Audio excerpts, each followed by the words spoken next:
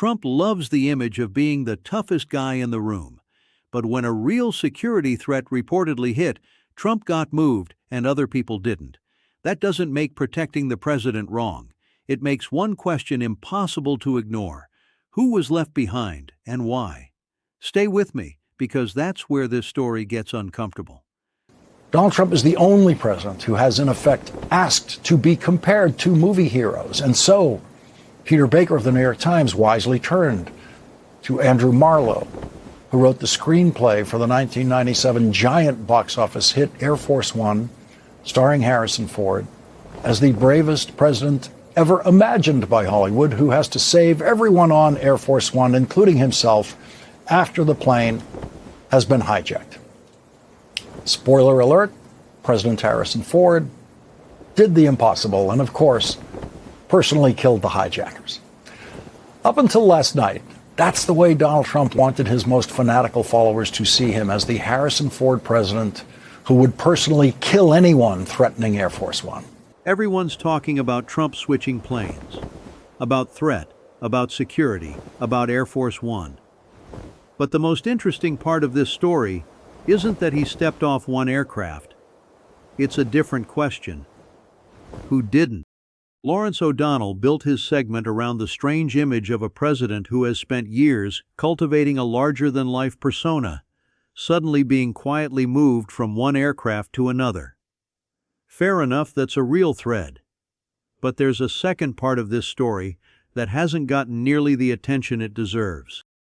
This isn't going to be a straight reaction to O'Donnell. It's an attempt to look at what the operation itself reveals. Screenwriter Andrew Marlowe sees a problem for Donald Trump, the movie hero, in the way he chose to escape danger by boarding a secret flight out of Turkey while leaving Air Force One to take off as a decoy plane full of government officials and reporters who would have been the targets of the threats against that plane from Iran that the Secret Service responded to by secretly moving Donald Trump from Air Force One to another plane, using a catering cart truck to do that. Here's what we actually know. Trump was reportedly traveling under an unusual level of security following the NATO summit in Ankara. At some point, there was a switch in Aircraft One that wasn't initially presented to the public with anything close to the seriousness that later reporting suggested it deserved. And to be clear, the editorial point here isn't to mock the fact that a president was protected. That's not remotely the issue. The Secret Service protecting the commander-in-chief is exactly what's supposed to happen. Andrew Marlowe, the screenwriter, who gave us Harrison Ford as the bravest president ever, told the New York Times, "Now, real life isn't a movie, but given the circumstances, I'm not sure I could ever script a moment like that for a heroic main character," Mr. Marlowe said. If the threat were that great, it's hard to imagine an audience rooting for any character who would trade his own safety by treating the remaining civilians on board as potential sacrificial lambs, especially without their informed consent. And so Donald Trump sadly failed his own self-imposed test, the Hollywood hero test, the standard he pretends to achieve in his fake images of himself as a brave, gun-toting tough guy. The interesting question is different. Why did an episode that reportedly involved real security concerns initially read to the public as routine, almost forgettable, and only later take on much heavier contours? There's a contrast worth sitting with. On one side, the public image of a normal travel day, a president leaving a summit like any other. On the other, an operation that, according to reporting, required moving the president discreetly, using a decoy aircraft, and keeping even some of the people traveling with him in the dark. Those two pictures don't match, and when they don't match, that gap is usually where the real story lives. Because once you look past the fact that Trump left the plane, another question becomes unavoidable. Who didn't leave? Bill Clinton's press secretary, Joe Lockhart, explained to the New York Times the difference from the time Bill Clinton switched planes during a dangerous trip in and out of Pakistan. The Times reports when Mr. Clinton traveled to Pakistan, he too switched planes to avoid detection by possible attackers. He had been urged not to go to parts of the country which were havens for terrorist groups, but since he was already going to India, he felt compelled to stop in Islamabad for a few hours. The original security plan called for fooling the accompanying journalists into thinking that Mr. Clinton had boarded the same C-17 military jet that they were on, while he would secretly get onto a separate Air Force version of a Gulfstream known as a C-20. This is the core of the video, and it needs to deliver on the thumbnail. He left them. Let's be precise about what that means, because precision matters here. Left them does not mean Trump deliberately abandoned people in danger. That would be a misleading way to frame it, and this channel doesn't do misleading. What actually happened, according to reporting, is that while Trump was moved to a separate aircraft as part of a security operation, other officials, staff, and members of the traveling press reportedly remained on the original plane, among them, by some accounts, some of the most senior people in his administration. Sit with how strange that is, both visually and politically. My vehement protest was, "You can't use the media as decoys," Joe Lockhart said. And they came back with a plan that satisfied me. They had Mr. Clinton walk around the nose of the C-17 to the other side, where 3 smaller unmarked planes were waiting. The journalists were not able to see which of the 3 he boarded, but they saw he had not gotten on the C-17. Unlike the Trump team in Ankara, the Clinton team informed at least one of the pool journalists in advance, Susan Page of USA Today, who recounted the episode on Tuesday. And the White House then publicly disclosed the details more broadly once Mr. Clinton was safely out of harm's way. Mr. Trump's team... The president is quietly relocated.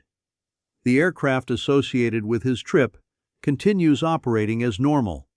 People whose job is to be near the president stay behind on it. And in the moment, the public had no real clarity about why any of this was happening.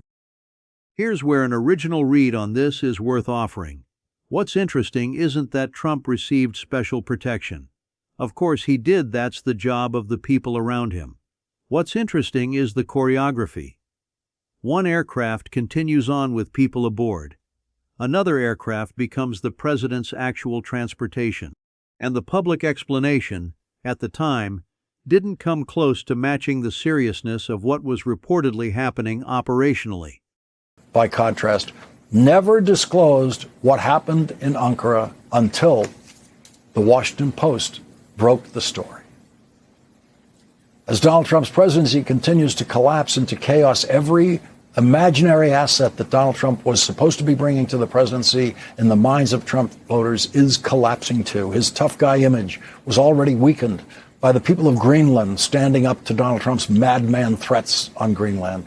Canadian Prime Minister Mark Carney, who is normally as mild-mannered as Canadian prime ministers usually are, has stood up boldly to the incoherent bullying from Donald Trump and shown the world what real governing toughness looks like and sounds like, including the fact that real toughness is not incompatible with consistent dignity and politeness. Donald Trump's phony image as the great negotiator has collapsed completely, even with Trump supporters, during Donald Trump's war with Iran, now in its 165th day. It's worth being careful with language here, too. This isn't a decoy plane story in some cinematic sense. That's how some coverage has framed it. And it's not an unreasonable read, given how the switch was reportedly carried out. But it's still worth sticking to what's been reported, rather than what makes for a better trailer. In a right-wing media interview today, when asked if he was changing his strategy in Iran, Donald Trump began his answer by saying, quote, "I don't talk about strategy," end quote. And then, of course, you know what happened. Of course he talked about strategy. we have two very powerful senators. We could just keep it alone, and they're going to fail. We could just keep, doing sort of just like nice and easy, relaxed. Like I said, I'm sort of negotiating. Do what I'm doing now. Just bop along and look how bad they're doing. There's a human layer worth naming as well. Imagine being one of the staff or journalists on that original aircraft, only learning afterward that the president had been moved because of a security concern you weren't told about at the time. Which raises a fair question, not a conspiratorial one. If the threat was considered serious enough to move the president, how was the risk being evaluated for everyone else still on that operation? Lawrence saw embarrassment in the plane switch a story about a president losing control of even his own travel. That's one lens.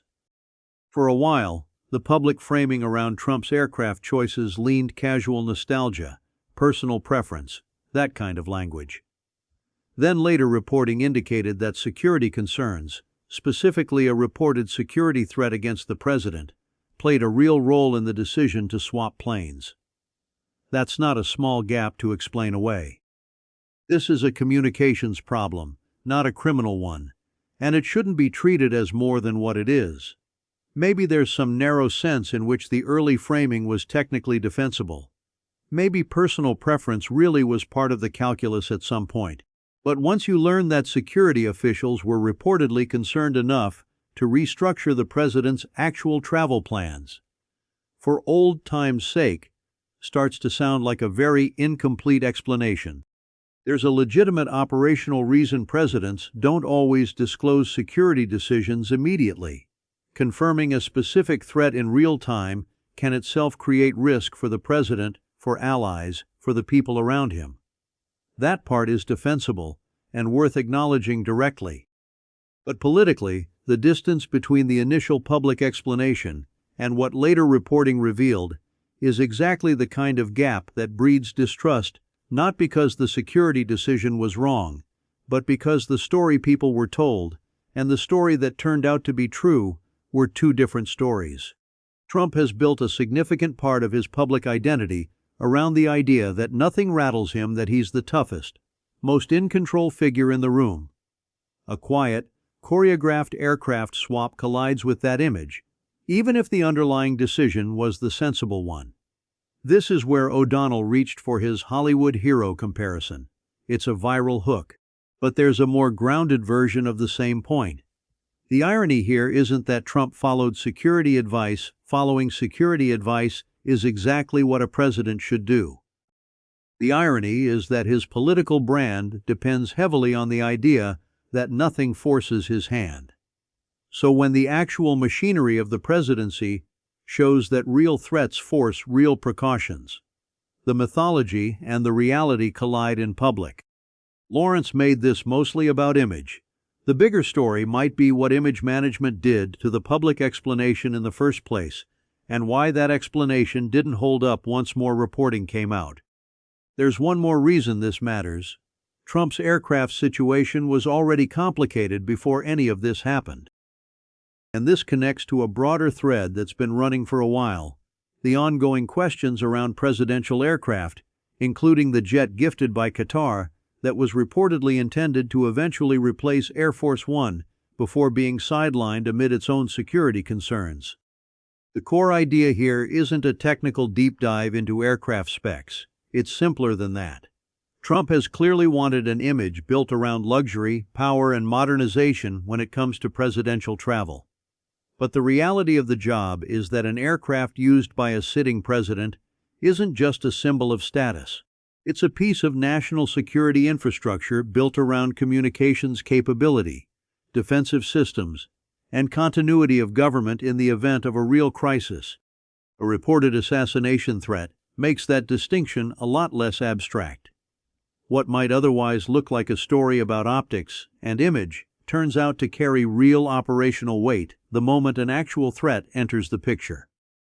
So the strange part of this story was never simply that Trump changed planes. It's that presidential aircraft keep showing up as the point where Trump's public brand runs into the practical demands of the office first, with the Qatari jet controversy, now with a reported security-driven switch that the public didn't fully understand until well after the fact. Where does that leave the honest version of this story? A few things can be true at once.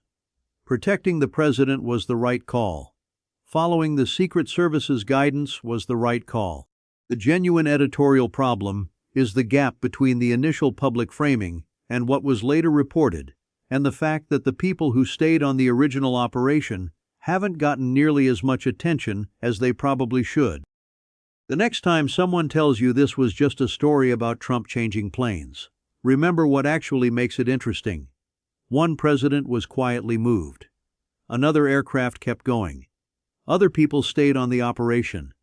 And the public only learned later how serious the situation may have been. That's not just an awkward travel story.